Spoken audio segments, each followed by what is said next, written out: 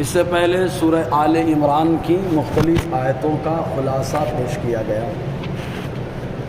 ابھی اپنے سامنے جو آیت کریمہ ہے، اس آیت کریمہ کا خلاصہ یہ کہ مدینہ طیبہ کے اندر حضور صلی اللہ علیہ وسلم جب تشریف لائے، احد کا معاملہ درپیش ہوا، تو چونکہ مدینہ کے اندر جو لوگ رہتے تھے، اطراف مدینہ میں یہود و نصارہ آباد تھے، اور اس کے علاوہ مدینہ طیبہ میں مخلص صحابہ کرام کی جماعت اور ساتھ میں منافقین کی بھی جماعت تھی، اور یہ منافق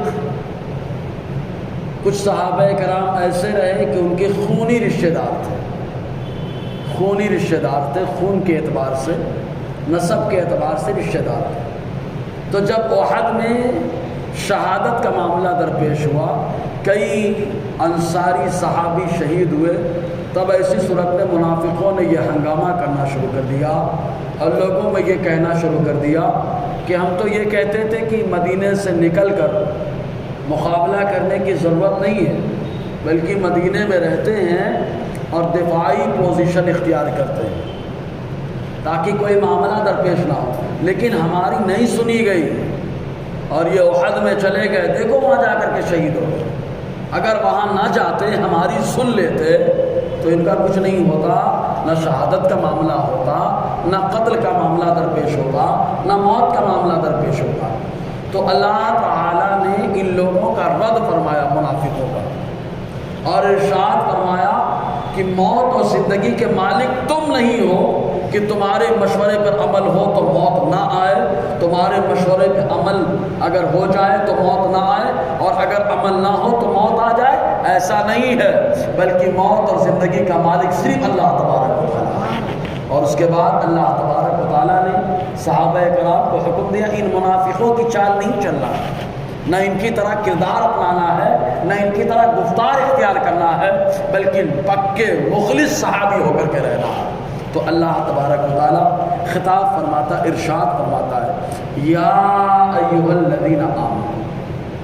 صحابہ کے لیے اس سے بڑے تمغے کی بات نہیں ہے کہ اللہ تعالیٰ خود فرماتا ہے، اے وہ لوگ جو ایمان لائے۔ بہت سنو ہے یار، صحابہ کو ایمان والا کہہ کے اللہ تعالیٰ پکارا، اور جس سے اللہ ایمان والا کہہ دے تو آپ تو یہ سمجھ لینا کہ فوراً کہ یہ ایمان پر زندہ بھی رہیں گے، ان کا خاتمہ بھی ایمان پر ہوگا اور حشر بھی ایمان کی حالت میں ہوگا، کیونکہ اللہ تعالیٰ فرما رہا ہے، اے وہ لوگ جو ایمان لائے، اے میرے نبی کے صحابہ، تم کو میں ایمان والا کہہ رہا ہوں۔ اور لفظ یہ جب اللہ تعالیٰ خطاب فرماتا اے وہ لوگ جو ایمان لائے، تو کبھی کبھی ایسا ہوتا ہے نا کہ کبھی کبھی کسی آدمی کی بیجا تعریف ہوتی ہے، تو بیجا تعریف اگر ہو تو حدیث پاک میں حضور نے فرمایا اس کے منہ میں مٹی ڈال دو، کیونکہ وہ برباد کر رہا ہے۔ لیکن صحابہ کرام کی جو اللہ تعالیٰ تعریف فرماتا ہے وہ بیجا نہیں ہے، بجا تعریف فرما رہا ہے۔ اور ایمان میں اگر کوئی متصلب ہو، مضبوط ہو، تو اس کی تعریف کرنا یہ اللہ تعالیٰ کی سنت ہے، اس کے متصلب ہونے کا کی گواہی دینا، بیان کرنا یہ اللہ تعالیٰ کی سنت کریمہ۔ اور جب یہ تعریف ہو جاتی ہے تو صحابہ ایک دم مگن ہو جاتے ہیں۔ یہی وجہ ہے کہ نشے کی عادت، شراب کی عادت چھڑوانا بہت مشکل کام ہے، لیکن صحابہ سے خالی اتنا کہا گیا، اے ایمان والو، سبحان اللہ، خالی اتنا کہا گیا، ایمان والو شراب حرام۔ صحابہ کو نشہ جو شراب کا بظاہر پہلے تھا، لیکن جیسے ہی کہا گیا ایمان والو شراب حرام، تو شراب سے بڑا نشہ ایمان کا نشہ رہا۔ تو اس نشے کی وجہ سے شراب کو صحابہ نے پھینک دیا ہوگا۔ تو لفظ یہ ایمان ہے، ایمان والا، کیونکہ ایمان والا وہی ہوتا ہے جو صرف اللہ کے لیے کرتا ہے، اللہ کے لیے جیتا ہے، اللہ کے لیے موت کو گلے لگاتا ہے، وہی ایمان والا۔ رسول اللہ کے لیے جیے، رسول اللہ کے لیے موت کو گلے لگائے، وہ ایمان والا۔ اے وہ لوگ جو ایمان لائے، اللہ تعالیٰ فرماتا ہے لا تکونوا کالذین کفروا، ان کی طرح تم مت ہو جنہوں نے کفر کر دیا۔ آج بہت سارے لوگ کافروں کو خوش کرنے کے لیے کیا کیا نہیں کرتے،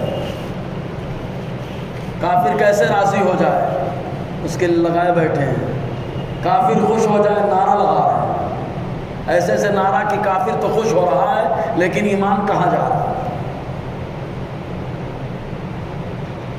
کافر کبھی نہیں خوش ہو سکتا ہے کیونکہ وہ تو اپنے جن کی پوجا کرتا ان سے بھی خوش نہیں ہوتا، تو ہم سے کیسے خوش ہوگا؟ ہم کو تو خالی خوشی اسی کی درکار ہے جسے اللہ تعالیٰ کہا جاتا ہے نا؟ تو اللہ تعالیٰ فرماتا ہے ان کی طرح مت ہونا۔ یہ تینوں نے کفر کیا تھا اس زمانے کے اعتبار سے۔ یا تو یہاں پر منافقوں کی جماعت ہے، کیونکہ منافقین نے کلمہ تو پڑھا لیکن دل میں کفر تھا، تو اللہ تعالیٰ فرماتا ہے وما ہم بمؤمنین، یہ ایمان والے نہیں ہیں۔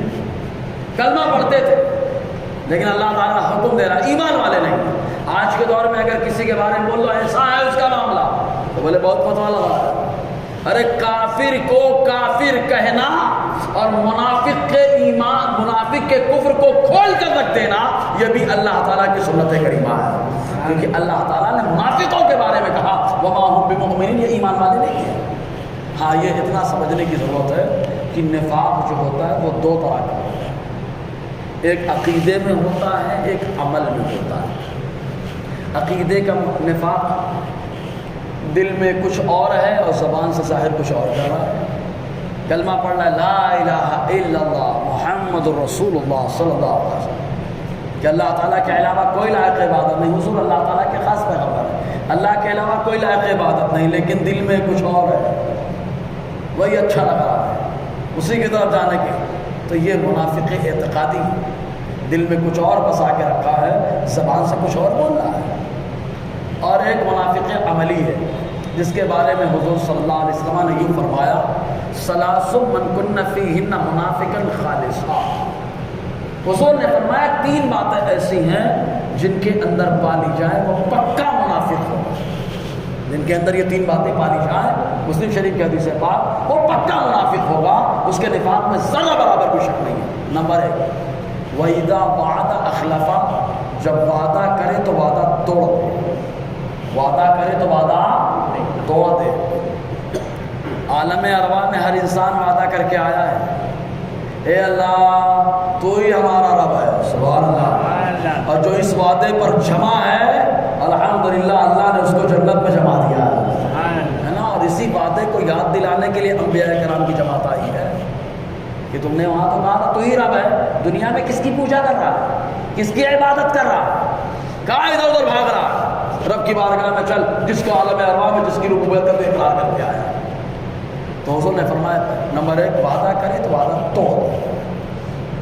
نمبر دو وَإِذَا حَدَّثَ كَذَبَ، بولے تو جھوٹ بولے۔ اپنے کہاوت مشہور ہے نا، منہ کھولا دھڑا دھڑا دھڑا دھڑا دھڑا دھڑا، ایسا جھوٹ بولتے جیسا لگتا ہے کہ جھوٹ بولنے میں تبرک ملتا ہے، جھوٹ بولنے پہ گھر چلتا ہے۔ جھوٹ بولنے والا آج نہیں کل لوگوں کی نظروں میں گر جاتا ہے، اسی لیے آقا علیہ السلام نے فرمایا آدمی جھوٹ بولتا رہتا ہے، بولتا رہتا ہے، بولتا رہتا ہے، یہاں تک کہ اس کا شمار کذاب میں ہو جاتا ہے۔ اور آدمی سچ بولتا رہتا ہے، بولتا رہتا ہے، یہاں تک کہ رب کی بارگاہ میں صدیق ہو جاتا ہے۔ حدیث ہے تو سچ بولنے کی فضیلت یہ ہے کہ آدمی صدیق بن جاتا ہے۔ صدیق اکبر نہیں بن سکا تو کم سے کم صدیق تو بنا، صدیق تو بنا۔ تو سچ بولنے کا یہ فائدہ، تو حضور نے فرمایا تیسری چیز وَإِذَا تُؤْمِنَ خَانَ، امانت دی جائے تو خیانت کرے۔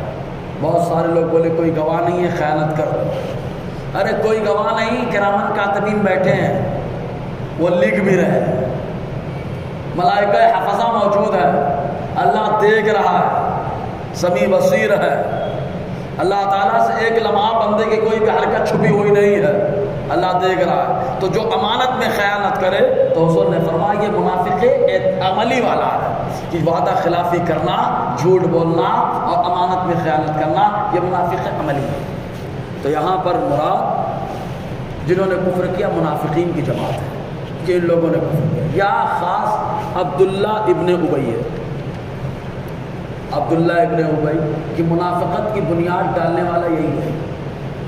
کیوں ڈالا تھا؟ کہ سردار بننے والا تھا نا، سب لوگ اس سے مشورہ کرنے لگے تو سمجھتا تھا میری حکومت چلے گی، لیکن آقا علیہ السلام مکے سے مدینہ آ گئے، اور جب مدینہ پہنچے تو مصطفیٰ کا معاملہ تو ایسا کہ حضور آ گئے تو سارے دین منسوخ ہو گئے، مصطفیٰ کا دین چل رہا ہے۔ مدینے میں آ گئے تو مصطفیٰ کی بادشاہت چل رہی ہے نا، اللہ نے بادشاہت قائم کر دی، منافقت چالو کر دی، حضور کے خلاف سازش ہے۔ سامنے آتا تو بڑی لزوزت سے بات کرتا، اور پیچھے جاتا تو مخالفت کرتا۔ عبداللہ ابن ابی مراد ہے، یا ایک اور شخص تھا جس کا نام معتد ابن قشیر تھا، معتد ابن قشیر، وہ مراد ہے، یا سارے کافر مراد ہے کہ اللہ تعالیٰ فرماتا ہے اے ایمان والو تم کافروں کی طرح مت ہو۔ اب دیکھو یہاں کافروں کی طرح، ابھی تک تو یہ شان نزول کے اعتبار سے گفتگو رہی، اب عموم لفظ کے اعتبار سے گفتگو کرے، اے ایمان والو کافروں کی طرح نہیں ہونا۔ اب کافر نماز نہیں پڑھتا، ان کی طرح نہیں ہونا ہے، کافر قرآن نہیں پڑھتا، ان کی طرح نہیں ہونا ہے، کافر روزہ نہیں رکھتا، ان کی طرح نہیں ہونا ہے، کافر چہرہ نہیں رکھتا، ان کی طرح نہیں ہونا ہے، کافر حضور کی بات پہ یقین نہیں رکھتا، ان کی طرح نہیں ہونا، کافر جنت و جہنم کو نہیں ماننا، ان کی طرح نہیں ہونا، کافر اللہ تعالیٰ کو نہیں مانتا، ان کی طرح نہیں ہونا ہے۔ اللہ تعالیٰ نے گویا کہ بہت ساری باتیں اس ایک جملے میں ارشاد فرما دی کہ ایمان والو تمہارا کام کافروں کی طرح بننا نہیں ہے، تمہارا کام وہی ہے جو اللہ اس کے رسول کا پیغام ملا اس پہ عمل کرنا ہے نا۔ تو کافروں کی طرح نہیں ہونا، اللہ تعالیٰ نے فرمایا کافروں کی طرح نہیں ہونا۔ اب ٹیکا کافر لگاتا ہے کشکا، ان کی طرح نہیں ہونا، ہر رنگ کافر کھو کھیل رہا ہے، کافروں کی طرح رنگ نہیں کھیلنا ہے، سمجھ میں آیا؟ کافر آگ کی پوجا کر رہا ہے، ہون کر رہا ہے، اس کی آرتی اتار رہا ہے، اس کی طرح نہیں ہونا ہے۔ کافر مجسموں کی نعرے لگا رہا ہے، ان کی طرح نعرے نہیں لگانا ہے، سمجھ رہے کہ نہیں آپ؟ یعنی یہ ایک آیت سارے مسئلوں کا حل ہے۔ جو آج کوشش کر رہے ہیں کہ یار ان کو خوش کر لو معاملہ حل ہو جائے گا، نہ نہ نہ، ان کو خوش کرنا ہوتا تو مکہ والوں کو پہلے خوش کیا جاتا، لیکن مصطفیٰ نے پہلے اعلان کیا، وہ ناراض ہوئے، اور ناراض ہوئے تو انہیں ناراض لوگوں کی نسلوں میں اللہ تعالیٰ نے راضی ہونے والے صحابہ کی جماعت پیدا فرمائی۔ جی اللہ فرماتا ہے کافروں کی طرح نہیں ہونا، کیوں؟ وَقَالُوا لِإِخْوَانِهِمْ، ان لوگوں نے اپنے بھائیوں سے کہا، نسبی رشتہ داروں سے کہا، کیونکہ صحابہ کرام اسلام میں تو ایک بھائی چارگی ہے، وہ کیا ہے؟ ایمان کی، کہاں مخلص صحابہ کہاں منافق، تو بھائی چارہ خون کے اعتبار سے ان لوگوں نے اپنے بھائیوں سے کہا اِذَا ضَرَبُوا فِي الْأَرْضِ، جب زمین پہ چلے، احد کی طرف جانے لگے، او کانوا غزا، یا غازی ہوئے، کیونکہ جو جنگ کرنے کے لیے جاتے ہیں راہ خدا میں ان کو غازی کہا جاتا ہے۔ غازیوں کی شان یہ ہے کہ اگر وہ دعا کریں تو اللہ تعالیٰ ان کی دعاؤں کو قبول فرماتا ہے، غازیوں کی جماعت۔ اس لیے ہر آدمی غازی بن بھی نہیں پاتا، اور جو غازی بن جاتا ہے اس کو بستر اچھا بھی نہیں لگتا، بستر اچھا بھی نہیں لگتا، جو غازی بن جاتا ہے اس کو لذت ملتی ہے، سکون ملتا ہے، چین ملتا ہے۔ کہتے ہیں نا جیسے آدمی نشہ کرتا ہے، جب تک نشہ نہ کرے سکون نہیں ملتا، ویسے جو آدمی غازی بن جاتا ہے جب تک راہ خدا میں مقابلہ نہیں کرتا اس کو سکون نہیں ملتا، اس کو چین نہیں ملتا۔ تو وہ یا غازی ہو تو کیا کہا ان لوگوں نے؟ لو کانوا عندنا ما ماتوا، اگر یہ ہمارے پاس ہوتے تو نہ مرتے، وما قتلوا، اور نہ یہ قتل کیے جاتے۔ منافق یہ سمجھ کر رہے تھے کہ مر گئے، قتل کر دیے گئے، لیکن اللہ نے قرآن میں اعلان کر دیا جو راہ خدا میں قتل کیے جائے انہیں مردہ مت کہنا۔ ایک جگہ کہنے سے منع کیا گیا مردہ مت کہنا، دوسری جگہ کیا کہا گیا؟ وَلَا تَحْسَبَنَّ الَّذِينَ، گمان مت کرنا، مطلب زبان کو تو کنٹرول میں رکھنا ہی ہے، زبان کے ساتھ ساتھ دماغ کو بھی کنٹرول میں رکھنا، کہ جو میری راہ میں مارا جاتا ہے وہ مرتا نہیں ہے، وہ در حقیقت زندہ ہوتا ہے۔ سبحان اللہ۔ اچھا مردہ نہیں کہیں گے تو بھائی یا تو مردہ ہے یا تو زندہ ہے، دو ہی بات ہے۔ مردہ گمان بھی نہیں کرنا ہے، کون کہہ رہا ہے؟ بولیے کون کہہ رہا ہے؟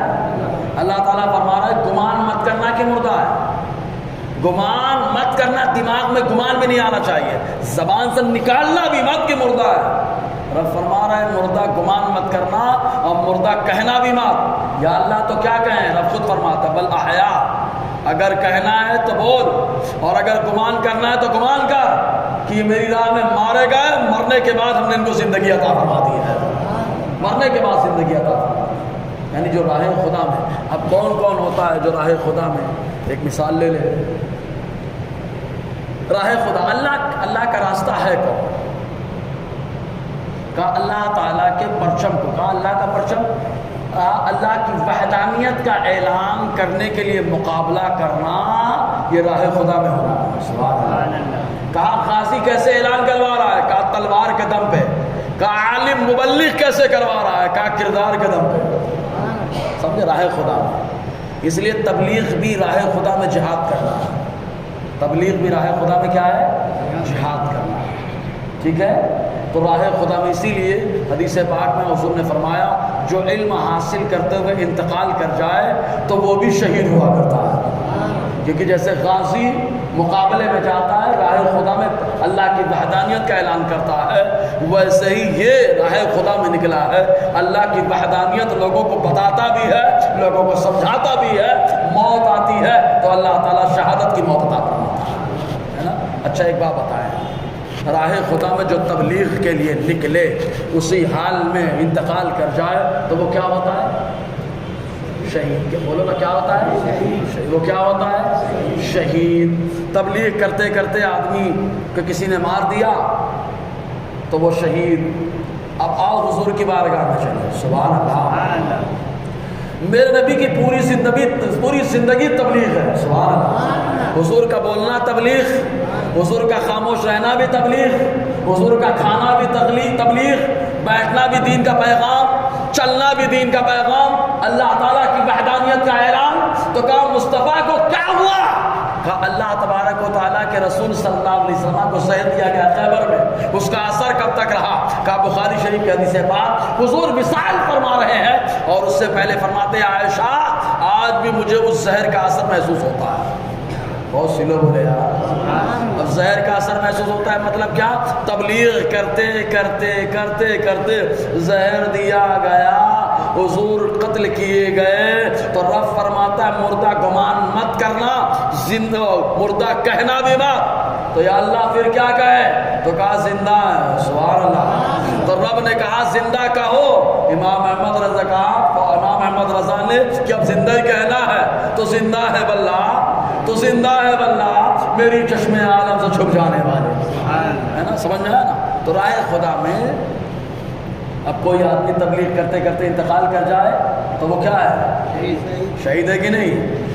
تو اگر کوئی زہر کو نہ مانے تب بھی کلیئر ہوتی ہے بات کہ حضور پوری زندگی تبلیغ فرما رہے ہیں اور تبلیغ کرتے کرتے وصال فرما گئے تو شہید ہے کہ نہیں؟ بہت سلو بولے آپ۔ ابو بکر کی زندگی پوری تبلیغ کرتے کرتے شہید ہے کہ نہیں؟ عمر تو حقیقت میں شہید ہے، عثمان حقیقت میں شہید ہے، حضرت علی حقیقت میں شہید ہے۔ تو اللہ تعالیٰ فرماتا ہے ان کو مردہ گمان بھی مت کرنا، کہنا بھی مت، بلکہ یہ زندہ ہے۔ سبحان اللہ۔ اچھا ایک چیز اور، اولیاء کرام کی جماعت آئی، کہا کہاں سے آئی؟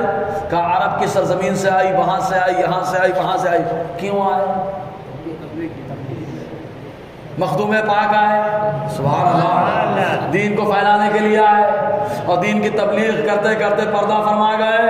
تو اب کیا کہا جائے گا؟ رب فرماتا ہے مردہ گمان بھی مت کرنا، مردہ کہنا بھی مت، بلکہ ہم نے ان کو زندگی عطا فرما دی ہے نا؟ تو ایسے ہی سارے بزرگوں کے بارے میں غی نواز سارے بزرگوں کو پوری زندگی تبلیغ کرتے رہے جی۔ تو ان کا یہ کہنا کہ ہمارے پاس ہوتے تو موت نہیں آتی، نہیں قتل کیے جاتے، یہ بکواس بات ہے، یہ بالکل بکواس ہے۔ ایک چیز اور، ایسے ہی کچھ لوگ اور مشہور ہیں، یہ سفر کا مہینہ جو آتا ہے اس کو بولتے ہیں 13 تیزی، ہے نا؟ تو بولے 13 تاریخ سے پہلے سفر نہیں کرنا چاہیے۔ عوام میں مشہور ہے، بولے پہلے سفر کرو گے تو کچھ بھی ہو جائے گا۔ تو بھیا گورنمنٹ کو ایک خط لکھ کے بھیجو، 1 سے لے کے 13 تاریخ تک تمام بند کراؤ کتاب، تمام سواریاں، بسیں، ٹرینیں، فلائٹیں سب بند کروا دو۔ حاجی صاحب لوگ وہیں پہ رکے رہو۔ کیوں؟ 1 سے لے کے 13 تک خطرہ ہو جاتا ہے۔ یہ سب جہالت کی باتیں ہیں کہ سفر نہیں کرو گے تو موت نہیں آئے گی۔ اگر اللہ نے موت لکھی ہے تو سفر میں موت آئے گی، اور اللہ نے گھر میں موت لکھی ہے تو گھر میں موت آئے گی۔ موت زندگی کا مالک صرف اللہ تبارک و تعالیٰ۔ حضرت خالد بن ولید کا قول تو اکثر چلتا رہتا ہے سوشل میڈیا پہ، جو موت سے ڈرتے ہیں اور سمجھتے ہیں مقابلے میں جائیں گے تو مارے جائیں گے، فرماتے ہیں میری زندگی کو دیکھو، پوری زندگی راہ خدا میں لگا رہا، لیکن آج وصال بستر پہ ہو رہا ہے لیکن وہ بھی شہید ہے. کیوں؟ کیونکہ آقا نے فرمایا جو صدق دل سے شہادت چاہے اگرچہ وہ بستر پہ انتقال کرے اللہ تعالیٰ اس کو شہادت کی موت عطا فرمائے. سمجھ رہے نا؟ تو اللہ تبارک و تعالیٰ ارشاد فرماتا ہے لو کانوا عندنا، ان لوگوں نے کہا اگر ہمارے پاس ہوتے تو نہیں مرتے، وما قتلوا، اور نہ قتل کیے جاتے. رب فرماتا ہے یہ خالی ان کے دل میں تمنا رہے گی پوری زندگی. لیجعل اللہ ذلک حسرۃ فی قلوبہم، اللہ تعالیٰ نے اس بات کو ان کے دلوں میں حسرت بنا دیا ہے. حسرت ہے، نہ جاتے تو نہ ہوتا، نہ جاتے تو نہ ہوتا، نہ جاتے تو نہ ہوتا.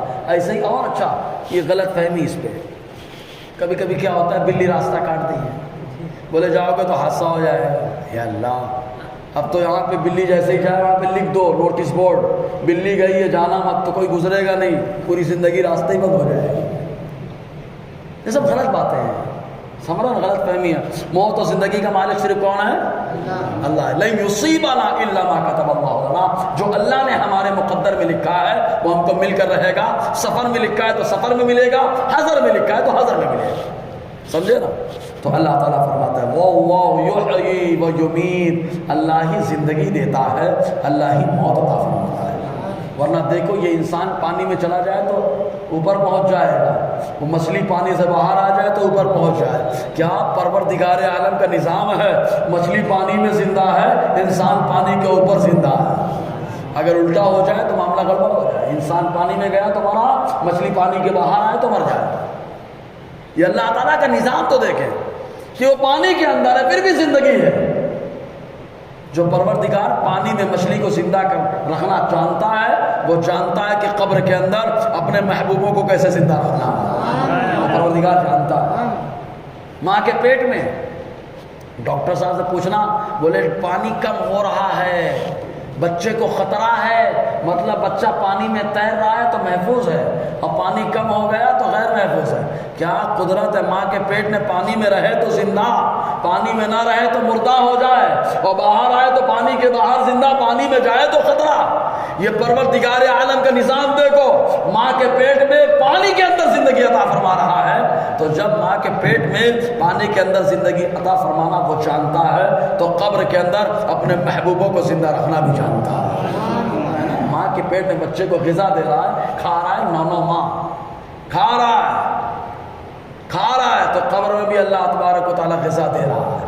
بولے جب کھاتے ہیں تو انکمنگ ہے تو آؤٹ گوئنگ کہاں ہے؟ ہم نے کہا پاگلو، دو مثالیں دیتا ہوں. پہلی چیز یہ کہ بچہ جو ماں کے پیٹ میں ہوتا ہے وہ بھی تو کھاتا ہے، 2 نمبر کہاں جاتا ہے؟ صحیح ہے کہ نہیں؟ دوسری چیز جو قبر ہے وہ جنت کی کیاری ہے، اور جنت میں ویسے بھی آدمی انکمنگ ہے، آؤٹ گوئنگ نہیں ہے. آؤٹ گوئنگ خالی ایک خوشبودار ڈکار ہوگی، پورا ختم. تو کہا بس قبر میں اللہ روزی دے رہا ہے، خوشبودار ڈکار آ رہی، سب معاملہ ختم ہو جا رہا ہے. دنیاوی اعتبار سے بھی اور شرعی اعتبار سے. تو موت اور زندگی صرف اللہ دیتا ہے. جو ماں کے پیٹ میں زندہ رکھنے پہ قادر ہے وہ باہر بھی زندہ رکھنے پہ قادر ہے. اچھا لوگ سمجھتے ہیں کھانا کھائیں گے ہی تو زندہ رہیں گے. یہ بھی ایک بتا رہا ہوں، یہ کھانا خالی ذریعہ ہے، ورنہ اللہ تبارک و تعالیٰ بغیر کھانے کے بھی زندہ رکھنے پہ قادر ہے. سمجھے کہ نہیں؟ موت اور زندگی ورنہ دیکھو وہی کھانا دوسرا کھاتا ہے تو محفوظ ہے. ایک آدمی نے کھا لیا تو پیٹ میں جا کے زہر بن گیا. تو موت اور زندگی کا مالک صرف اللہ تبارک و تعالیٰ ہے. اور اللہ تعالیٰ کے بارے میں کیسا گمان رکھیں؟ تو خلاصہ یہی ہے کہ جیسا بندہ گمان رکھتا ہے اللہ تعالیٰ کے بارے میں، اللہ تعالیٰ اس کے بارے میں ویسے ہی فیصلہ نافذ فرماتا ہے نا. ہاں، ابراہیم علیہ السلام نے نمرود کو جب طلائی کی، نمرود کے معبودہ نے باطلا کی، طلائی کر دی، بڑے کے ہاتھ میں کلہاڑی دے دیا. کہا کس نے توڑا؟ کہا ابراہیم نام کا ایک نوجوان ہے اس نے توڑا. حضرت ابراہیم کو بلایا گیا، کہا میں جس نے توڑا اس کے ہاتھ میں کلاڑا ہے، دیکھ لو جا کر کے بڑے بت کے ہاتھ میں کلاڑا، بولے اسی نے توڑا ہے. تو خود ہی کہہ رہے ہیں وہ کیسے توڑ سکتا ہے؟ اب جو توڑ نہیں سکتا ہے اس کے سامنے کیوں جھک رہا ہے؟ میرا مولا تو ٹوٹے ہوئے کو چھوڑنے پر بھی قادر ہوتا ہے. ٹوٹے ہوئے کو چھوڑنے پر قادر ہے، اس کا نظام بے مثل و بے مثال ہے. تو کہا اچھا تمہارا رب ہے کون؟ ہے کون؟ ایک روایت کے مطابق اس کے بعد کہا. دوسری روایت کے مطابق آگ میں دیکھا اتنی خطرناک آگ، ابراہیم اس میں بڑھیا ایک دم بیٹھے ہیں، کچھ ہو ہی نہیں رہا ہے. تو نمرود ٹینشن میں آ گیا، آگ جلا نہیں رہی، اے ابراہیم تمہارا رب کون ہے؟ کون ہے تمہارا رب جو تمہارے لیے آگ کو بھی گلزار بنا رہا ہے؟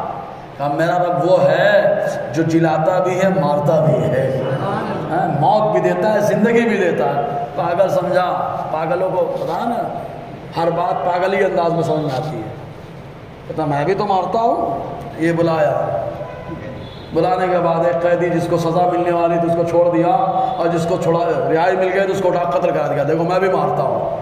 حضرت ابراہیم سمجھ گئے اسکرو ڈھیلا ہے، اور ڈھیلے اسکرو کے سامنے سب باتیں کریں گے نہیں سمجھے گا، فوراً کہہ دیا ٹھیک ہے میرا رب وہ ہے جو پورب سے سورج نکالتا ہے مغرب میں ڈباتا ہے، اگر دم ہے تو مغرب سے نکال کے بتا، اگر دم ہے تو نکال کے بتا، معلوم ہے ٹھنڈا ہو گیا۔